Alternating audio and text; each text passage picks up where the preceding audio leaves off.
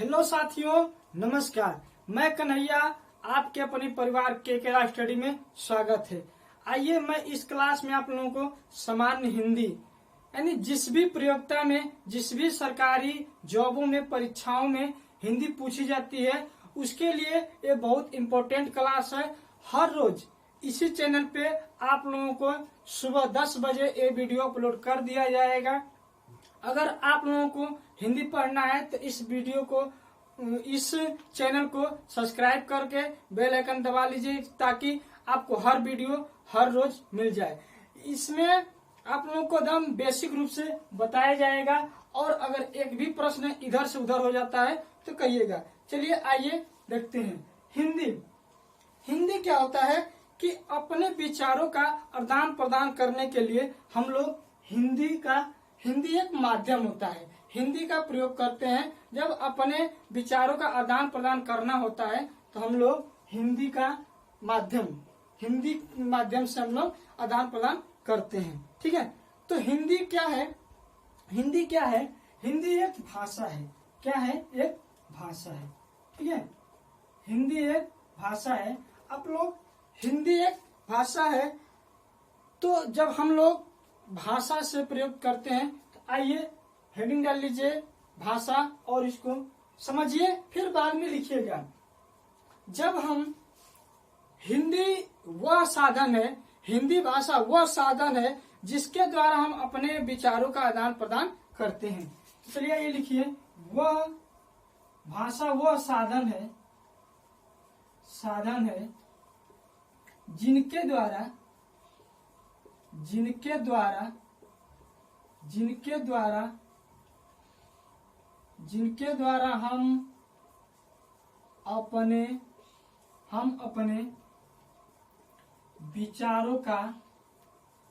विचारों का आदान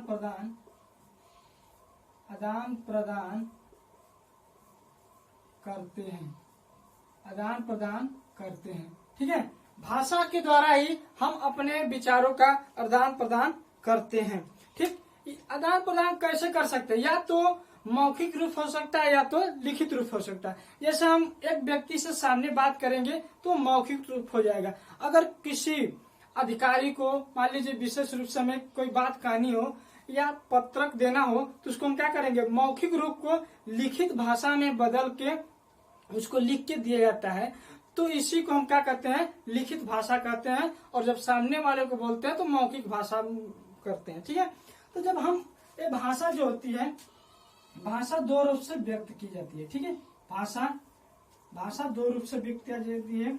एक होता है मौखिक रूप और एक होता है लिखित रूप। यानी लिखित भाषा और मौखिक भाषा। आई बात समझ में? ठीक है, मौखिक भाषा और लिखित भाषा। ठीक, तो जब हम मौखिक भाषा को लिखित भाषा में व्यक्त करते हैं, परिवर्तन करते हैं, तो उसमें हमें कुछ चिन्हों की जरूरत पड़ती है। उसमें हमें कुछ चिन्हों का इस्तेमाल करना पड़ता है। ठीक है, तो आइए भाषा शब्द संस्कृत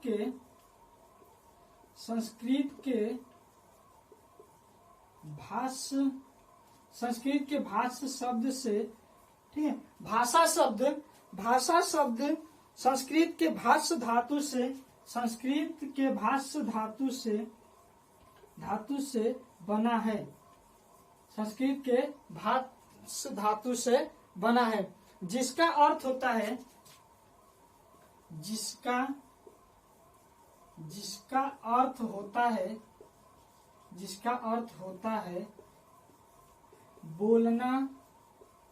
बोलना या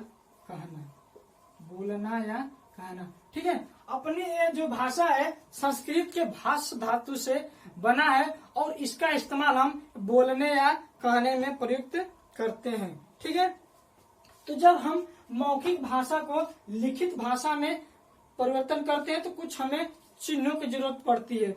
जब हमें कुछ चिन्हों की जरूरत पड़ती है, उसी चिन्ह को हम लोग लिपि कहते हैं। उसी चिन्ह को क्या कहते हैं? लिपि कहते हैं। जो चिन्ह की जरूरत पड़ती है उसी को हमें लिपि कहते हैं। ठीक है, तो आइए हेडिंग डाल लीजिए लिपि। लिपि क्या होता है? लिपि। हेडिंग डाल लीजिए लिपि। ठीक है, लिपि मौखिक ध्वनियों को, देखिए मौखिक ध्वनियों को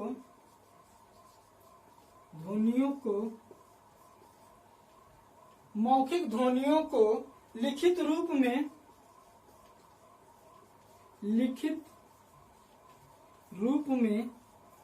मौखिक ध्वनियों को लिखित रूप में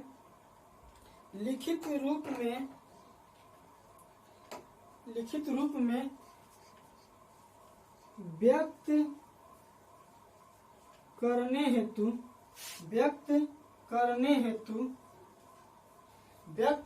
हेतु हमें कुछ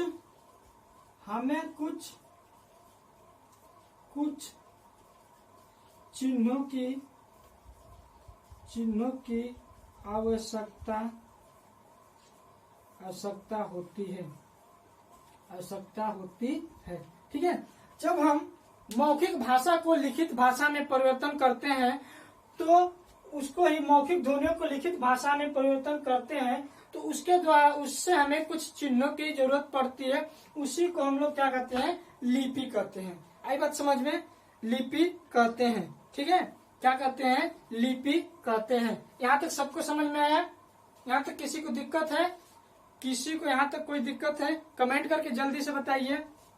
ठीक है, करते हैं। ठीक, आगे आइए देखिए, करते हैं। ठीक है, जो हिंदी जो है, हिंदी की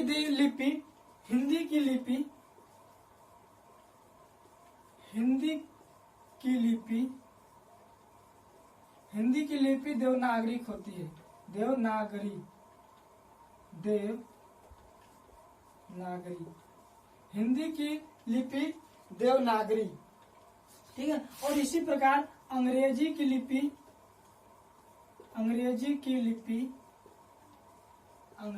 लिपि रोमन होती है। ठीक है, हिंदी की लिपि क्या होती है? देवनागरिक होती है और अंग्रेजी की लिपि रोमन होती है। ठीक है, अगर हम किसी शब्द को अगर देवनागरिक में लिखें तो मान लीजिए क ख। ठीक है, देवनागरिक में लिख रहे हैं क ख। अगर इसी को हम अंग्रेजी में लिखेंगे तो के एच। ठीक है, इसको हम क्या करें? क ख। साउंड सेम साउंड है। क्या है? Same sound.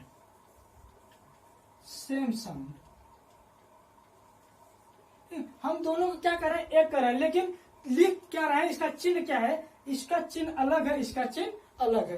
ठीक है, यही समझा रहे हैं आप लोगों को कि देवनागरी हिंदी लिपि में क्या होता है? चिन्ह अलग होता है और इंग्लिश में अलग होता है। साउंड सेम है। साउंड क्या है? सेम है, यानी क ख ख। इसको भी हम एक ही बोल रहे हैं, लेकिन इसका चिन्ह अलग है, इसका चिन्ह अलग है। ठीक है, इसका चिन्ह अलग है। और इसी चिन्हों को वर्ड कहते हैं। क्या कहते हैं? इसी चिन्हों को वर्ड कहा जाता है। इसी चिन्हों को वर्ड कहा जाता है। ठीक है, इसी चिन्हों को वर्ड कहा जाता है। तो हेडिंग डाल लीजिए आप लोग वर्ड। हेडिंग डाल लीजिए वर्ड। ठीक है, हेडिंग डाल लीजिए वर्ड। हेडिंग डाल लीजिए वर्ड। और इस चैप्टर का नाम है वर्णमाला। इस चैप्टर का क्या नाम है? वर्णमाला। आप लोग वर्ड हेडिंग डाल लीजिए और लिखेंगे लिखित भाषा की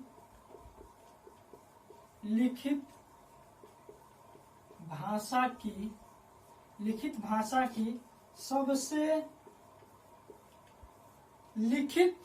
लिखित भाषा की सबसे छोटी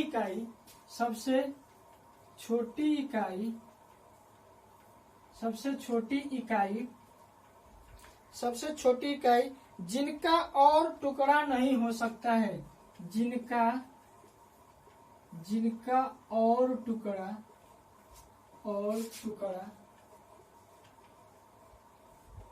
टुकड़ा नहीं हो सकता है। ठीक है, यानी वर्ड क्या होता है कि वह शब्द होता है जिनका और टुकड़ा नहीं हो सकता है, वो क्या होते हैं, वर्ण कहलाते हैं। जैसे आप लोग देखिए, अगर हम क तो क बोलेंगे तो क को हम और अक्षरों में तोड़ सकते हैं कि नहीं सकते, बोलेंगे आप लोग हाँ सर तोड़ सकते हैं। जैसे कि इसको हम लिख सकते हैं, अच्छा क क ये वाला क, और इसमें क्या होता है और छिपा होता है, ठीक है। अगर हम इसको केवल ले तो ये क्या होता है, वर्ण होता है। इसको और टुकड़ा हम लोग नहीं कर सकते, लेकिन इस क को हम लोग और बदल सकते हैं। इसको ये क्या करते हैं, वर्ण कहते हैं, जिसको कि और टुकड़ा नहीं कर सकते। अब इसको किसी रूप में नहीं लिख सकते हैं। आई बात समझ में, ठीक है, आई समझ में। इसी को ही क्या कहते हैं, वर्ण कहते हैं, ठीक है। तो अब वर्णों के, अब जो ये वर्ण है, वर्णों के इसी समूह को ही वर्णमाला कहा जाता है। जब वर्ण मिलते हैं, वर्णों के इसी समूह को वर्णमाला कहते हैं, ठीक। तो आइए हेडिंग डाल लीजिए, वर्णमाला। हेडिंग डाल लीजिए, वर्णमाला। वर्णमाला, वर्णमाला, हेडिंग डाल लीजिए, वर्णमाला।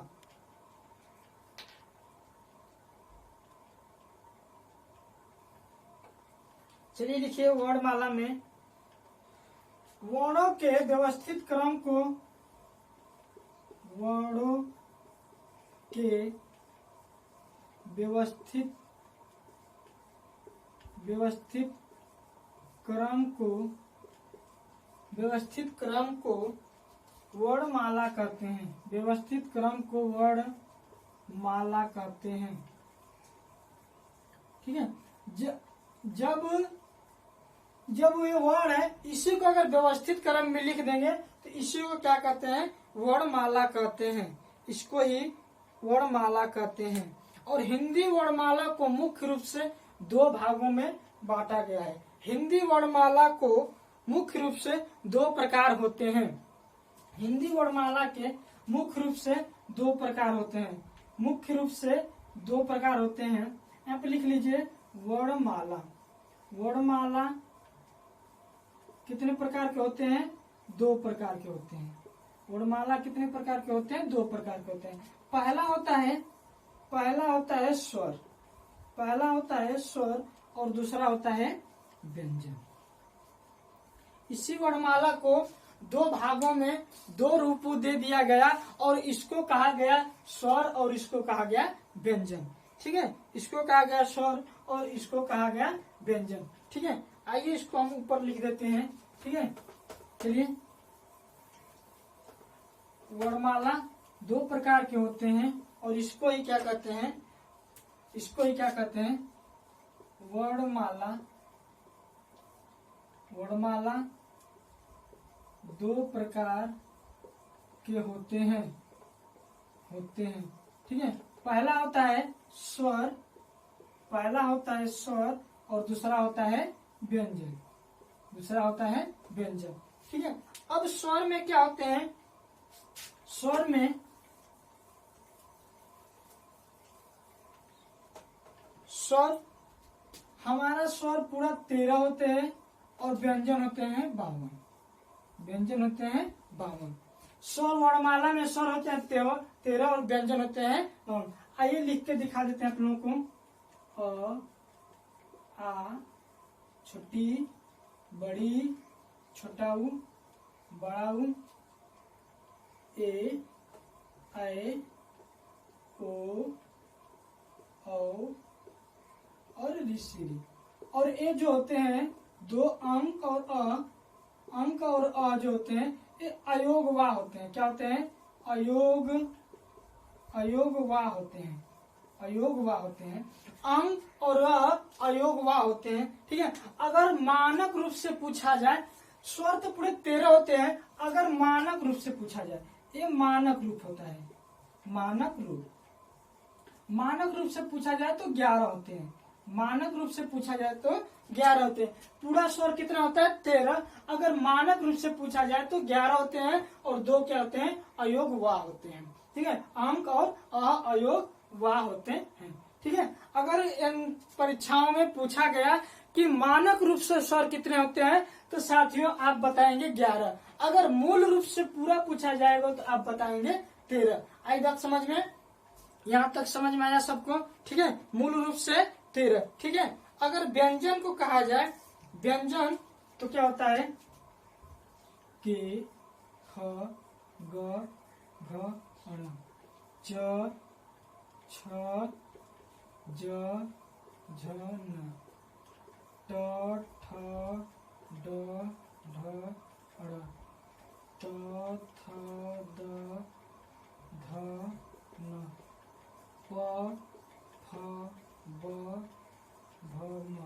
ठीक है, ये जो होते हैं क से ले क वर्ग, च वर्ग, ट वर्ग, त वर्ग और प वर्ग, इस क्या होते हैं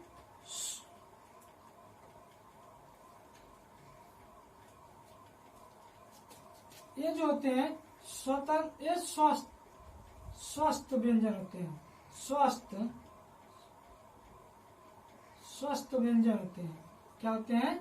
स्वस्थ व्यंजन होते हैं। ठीक है, और जो होते हैं य र ल व, ये जो होते हैं अंतस्थ व्यंजन होते हैं, अंतस्थ व्यंजन, अंतस्थ व्यंजन, अंतस्थ व्यंजन। और जो होता है अंतस्थ व्यंजन, ठीक है, अंतस्थ व्यंजन, अंतस्थ व्यंजन और स